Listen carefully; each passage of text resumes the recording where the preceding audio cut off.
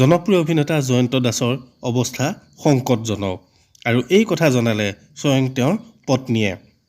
তেওঁক প্ৰয়োজন হৈছে অত্যাধিক ব্লাডৰ। এই বিষয়ে পত্নীয়ে কি ক'লে চাওঁ আহক আজিৰ নতুন ভিডিঅ'টোত।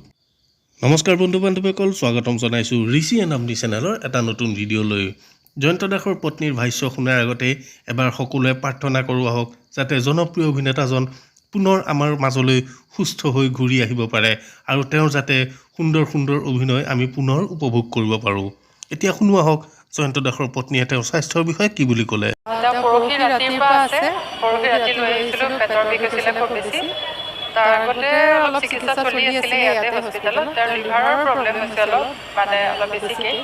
তো এতিয়া তেওঁ ICUত আছে, অলপ সংকটজনক বুলিয়ে কৈছে, কিন্তু ডক্টৰে কৈছে যে ডক্টৰে লাগি আছে, অহৰহ লাগি আছে। ডক্টৰে কৈছে যে হোপ আছে, হোপ নাই এনেকুৱা নহয়, হোপো আছে আৰু তেওঁলোকে চেষ্টাও কৰি আছে বহুত, অলপ ক্ৰিটিকেল আৰু বহুত পৰিমাণৰ এতিয়া তেজৰ প্ৰয়োজন হৈছে। তো এতিয়া মানে কি অসমবাসী ৰাইজলৈ মোৰ অনুৰোধ হাতযোৰ কৰি যাতে যিকোনো হতাশয় ব্যক্তিয়ে যিখিনিয়ে পাৰে এপ'ল' ব্লাড বেংক বুলি আছে সুন্দৰপুৰত, এইখিনি এপ'ল' হস্পিটেলৰ বেক চাইডে পৰে। তো সুন্দৰপুৰৰ এপ'ল' ব্লাড বেংক বুলি মাৰিলেই ওলাই যাব। তো তাতে আহি যোনে যেনেকৈ পাৰে অসমবাসী ৰাইজৰ পৰা তো ব্লাড টেষ্ট যাতে দি থৈ যায়, যোনে যেনেকৈ তেওঁলোকক ডনাৰ লাগে আমি, আৰু টেষ্টটো এতিয়া আজিকালি পইচা দিও কিনিব নোৱাৰোঁ, এনেকুৱা এটা হৈছে। তো সেইকাৰণে অনুৰোধ জনাইছোঁ, এনেকৈ আমাক সহায় কৰিলে আমি কৃতজ্ঞ হ'ম।